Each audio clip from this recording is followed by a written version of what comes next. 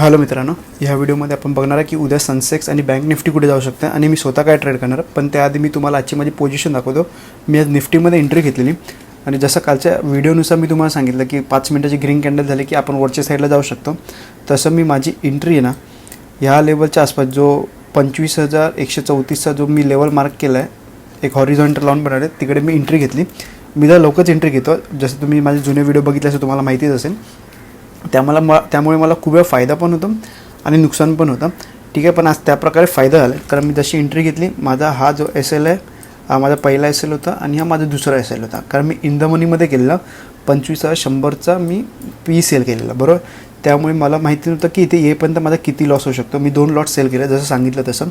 ठीक आहे, अगर समजा इथे अगर माझा लॉस माझ्या सायकोलॉजीला इफेक्ट करत नसेल ना, तर मी इकडे तसं होल्ड करेन आणि मग मी सेकंड एस एल मी इकडे तर कंपल्सरी घेणार. अगर माझा समजा पहिलाच अगर एस एल अगर मोठा वाटत असेल इथे येईपर्यंत, तर मग मी काय करणार, मग मी माझा एस एल तो ह्याच लेवलला मी काढून टाकेन. ठीक आहे, अगर माझ्या पॉकेटला ठीक आहे नॉर्मल वाटत असेल तर मग मी हा एक सेकंड एस एल बी घेऊ शकतो.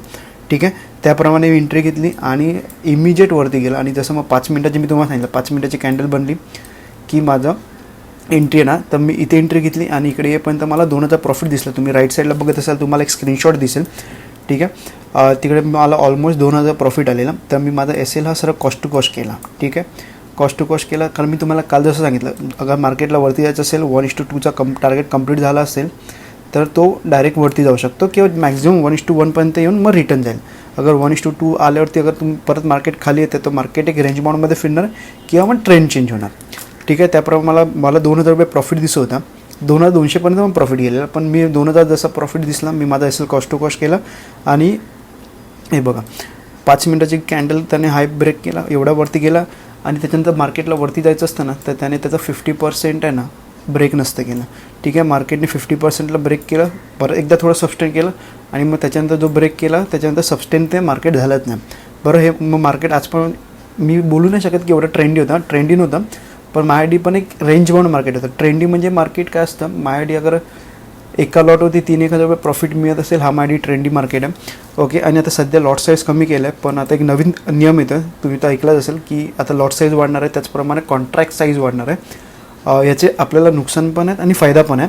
तर फायदा तर मला असं वाटतं आहे लॉट साईज वाढल्यामुळे कदाचित फायदा होऊ शकतो, कारण जे आता कमी लॉटमध्ये जे छोटे छोटे प्रॉफिट होत आहेत ना, ते सोडून एक मोठं प्रॉफिट आहे, पण आपला एस एल पण एक मोठा होणार. ज्याप्रमाणे अगर आपला प्रॉफिट पण मोठा होतं ना, त्याचप्रमाणे आपला एस एल पण होणार. पण जे आपले फिक्स एस एल असतात ना, जे ठेवतात ना, त्यांच्यासाठी ही खूप चांगली गोष्ट आहे. फक्त एवढंच की थोडं फंड एक्स्ट्रा आपल्याला वापरू शकतो. जिथे आपण ऑप्शन सेलिंग 1 लाखामध्ये करतो आहे तिकडे आपण कमीत कमी मग आपल्याला 2 लाख रुपये पाहिजे. पण अगर हेजिंग करून अगर कमी फंडमध्ये होत असेल ना, तर त्यामध्ये मला काय चुकीचं वाटत नाही. कारण जे 0 to hero जे ऑप्शन बाईंग करतात आणि जे 0 to hero करायला बघतात ना, त्यांच्यासाठी तर हे परफेक्ट नाहीच आहे, त्यांच्यासाठी हे खूप चुकीचं आहे. पण मी ते सांगतो की 0 to hero करूच नका. अगर आपण मार्केट अगर 100वरती स्टॉक घेतला, मार्केट 50वरती गेला ना, मार्केटला तिकडून आपण एक्झिट घ्यायला पाहिजे. कारण त्याच्यानंतर परत 50पासून 100वरती यायला खूप मेहनत लागते आणि खूप चान्सेस कमी असतात. मी तसं बोलतो 10पैकी 7 वेळा मार्केट येणारच नाही. ठीक आहे, ते तिकडून 50वरून 0 जाणार. ठीक आहे, 50वरती आला, 100वरून 50वरती आला, ठीक आहे. अगर परत 100वरती तुम्ही परत एंट्री घ्या, पण हे जे तुमचे 50 पॉईंट तुम्ही वाचवता ना, ते वाचून ठेवा. कारण नेक्स्ट टायमाला तुम्हालाच एस एलला कामा येणार. कारण अगर तुम्ही डेली कॅन्डलवरती बघाल की मार्केट सध्या खूप दिवसापासून ट्रेंडच नाही देत आहे, बरोबर. तर ज्या आपण विदाऊट ट्रेंडच्या दिवशी काय असतं, आपण एस एल देत राहतो आणि ज्या दिवशी ट्रेंड येतो ना, तेव्हा आपल्याला एस एल द्यायला मग भीती वाटते. त्याच्यामुळे आपण एंट्री नाही घेत आणि आपला तो प्रॉफिट आहे तो मिस होतो, बरोबर. त्यामुळे एस एल ठेवून द्या. आणि आता जे नवीन नियम आले ते जेव्हा येतील तेव्हा आपण बघूया. त्यामध्ये फक्त एवढंच आहे की कॉन्ट्रॅक्ट साईज वाढणार आहेत आणि तुम्हाला फंड थोडं जास्त द्यावं लागणार. ठीक आहे, आज मला फक्त 1,254 रुपयाचा प्रॉफिट झालेला, रिफ्रेश करून दाखवतो. ठीक आहे, ते का झालं ते तुम्हाला सांगतो. कारण आज मला टार्गेट होतं 4,500 मला टार्गेट होता. कारण मी जसा लेवल ब्रेक केला, मी एंट्री घेतली इथे येईपर्यंत मला 2,200च्या आसपास मला प्रॉफिट दिसलं. ओके, त्याच्यानंतर मला काय लागलं, अगर इथून अगर 50% एवढं खाली येत असेल ना, तर हे मार्केट हे रेंज बाउंडमध्ये किंवा मग साईडवेज होईल. ठीक आहे, त्याप्रमाणे जसं इथे आलं ना, माझी एंट्री इकडे असूनसुद्धा मार्केटला मी इकडे एक्झिट केलं, तरी पण मला 1,300 रुपयाचा फायदा आला. ते सांगतं की ऑप्शन सेलिंग खूप चांगली गोष्ट आहे. अगर तुम्ही रेग्युलर करत असाल, थोडे डिसिप्लिन ठेवत असेल, तर ऑप्शन सेलिंगसारखं चांगली गोष्ट नाहीच आहे. ठीक आहे, आणि त्याचप्रमाणे इथे येईपर्यंत मला 1300 रुपयाचा फायदा आला आणि मी माझी पोझिशन आहे ती स्क्वेअर ऑफ केली. ओके, त्याची म्हणजे मी जास्त काय मोठं रॉकेट सायन्स नाही केलं, कारण इथून मार्केटला अगर वरती यायचं असेल तर इथूनच वरती गेला असता, तो परत एवढा खाली आला नसता. त्यामुळे मी माझी पोझिशन आहे ती फक्त स्क्वेअर ऑफ केली. ओके, आता आपण बघूया उद्या सनसेक्स कुठे जाऊ शकतं. मी मोस्टली सनसेक्समध्ये एंट्री घेईन, पण फक्त कुठे ओपन होतं ते जास्त डिपेंड करतं. कारण आहे ना, समजा फ्लॅट ओपन झालं किंवा थोडं गॅपडाऊन ओपन झाला, ठीक आहे. पहिले 5 मिनिटाची मी पहिले ग्रीन कॅन्डल बघणार. मी सनसेक्समध्ये उद्या डाऊन साईडला नाही बघणार आहे, मी क्लिअर सांगतो.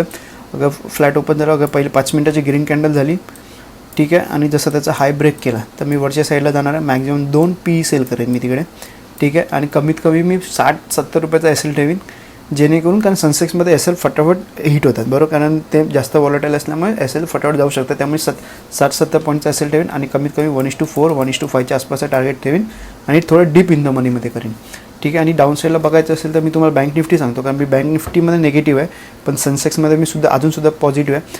फ्लॅट ओपन या थोडा गॅप डाऊन किंवा मग थोडं गॅप अप, अगर पहिले 5 मिनिटाची ग्रीन कॅन्डल किंवा रेड कॅन्डल असू आणि जसं त्याचा हाय ब्रेक केला तर आपण वरच्या साईडला जाऊ शकतो. समजा आता पहिली त्याने रेड कॅन्डल बनवली, रेड कॅन्डलचा हाय ब्रेक नाही केलं तर सनसेक्समध्ये इग्नोर करा, ठीक आहे. आणि मी तुम्हाला बँक निफ्टी सांगतो. बँक निफ्टीचा डाऊन साईडला मी का ते मी पहिले तुम्हाला सांगतो.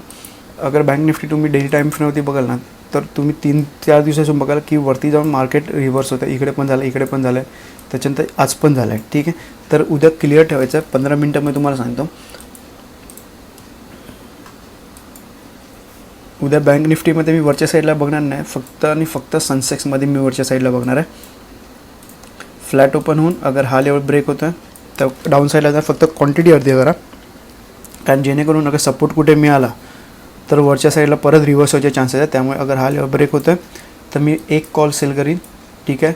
40-50 पॉईंटचा SL ठेवेन आणि कमीत कमी 1:4च्या आसपास टार्गेट करेन आणि दोन्ही ठिकाणी मॅक्झिमम 2दा एंट्री घेईन, ठीक आहे. 2 एंट्रीच्या वरती गेलं तर समजून जायचं की मार्केट हे उद्या पण रेंज बाउंडच असेल, ठीक आहे. मोठा गॅप डाऊन झाला, पहिले 5 मिनिटाची रेड कॅन्डल बघा किंवा ग्रीन कॅन्डल बघा. अगर त्याचा लो ब्रेक होतं आहे तर आपण डाऊन साईडला एंट्री घेतो, तिकडे पण मॅक्झिमम 2दा एंट्री घ्या. इथून SL गेला, आपला वरचा टच झाला, आपला एक्झिट मारा, त्याच्यानंतर परत येत असेल आपण परत एकदा एंट्री घेऊ शकतो, ठीक आहे. एवढं सिम्पल ठेवा. बँक निफ्टीमध्ये डाऊन साईडला मी बघणार आहे आणि अपसाईडला मी फक्त आणि फक्त सनसेक्समध्ये अगर 5 मिनिटाची डाऊन साईडने पण अगर गॅप डाऊन झाली किंवा फ्लॅट ओपन झाली किंवा मग गॅप ओपन झाली, 5 मिनिटाची ग्रीन कॅन्डल मला सनसेक्समध्ये मिळत असेल तर मी वरच्या साईडला 2 लॉट PE सेल करेन, ठीक आहे. एवढं क्लिअर आहे. जेव्हा तो सेबीचा जेव्हा रूल येईल ना, तेव्हा काय होईल माहिती आहे का, आपण कॉल स्प्रेड आणि पुट स्प्रेड करून आपण तेव्हा पण कमवू शकतो. कारण काय असतं माहिती आहे, तेव्हा फायदा का होणार माहिती आहे काय, अगर जेव्हा लॉट साईज वाढणार ना, अगर समजा निफ्टीच्या आत्ता 25 आहे, बरोबर, ती समजा आता 75 झाली किंवा मग 100 झाली, ठीक आहे. कॉल स्प्रेड आणि पुट स्प्रेडमध्ये ना, जे आता कमी लॉटमध्ये जे कमी प्रॉफिट दिसतं ना, 2-3 हजार मॅक्झिमम प्रॉफिट दिसतं ना, ते वाढून मग 7 ते 8 हजार रुपये जाणार, ठीक आहे. त्यामुळे तिकडे पण एक फायदा होऊ शकतो, फक्त की केवढा आपल्याला फंड वाढतो आहे आणि काय होतं त्याच्यावरती डिपेंड करतं की मार्केट कसं करणार. आता जसं बोलतं की BSCमध्ये NSCमध्ये फक्त विकली एक्सपायरी, तर मग मी पोझिशनल ट्रेड करू शकतो. म्हणजे मला तर पोझिशनल ट्रेड करायला आवडतं, त्यामुळे मला पोझिशनल करायला पण काही हरकत नाही आणि इंट्राडे करायला पण काही हरकत नाही, ओके. आणि त्यामध्ये पण मी 0 लॉस स्ट्रॅटेजी करतो. अगर तुम्ही माझे जुने सबस्क्रायबर्स आणि तुम्ही माझे जुने व्हिडिओ बघितले असं तुम्हाला माहिती आहे, मी कॉल स्प्रेड, पुट स्प्रेड किंवा मग आयरन फ्राय मी ही 0 लॉससुद्धा करू शकतो, ठीक आहे. 0 लॉस करू शकतो. अगर माझ्या साईडने अगर माझ्या अगेन्स्टमध्ये अगर हवू जात असेल तर मी 0 लॉस करीन. पण अगर मोठा अगेन्स्टमध्ये गेलं डायरेक्ट तर मी जेवढा मॅक्झिमम समजा 8,000 रुपये लॉस असेल ना, तर मी 8,000 नाही ना, त्याऐवजी माझ्या 2,000 लॉसमध्ये पर्यंत मी कव्हर करू शकतो. एवढं मला माहिती आहे की कसं ते करतात ते, ओके, ठीक आहे. आणि अजून तुम्हाला काही डाऊट असेल तर कमेंट करा. व्हिडिओ आवडला असेल लाईक करा, चॅनलला सबस्क्राईबसुद्धा करू शकता. धन्यवाद.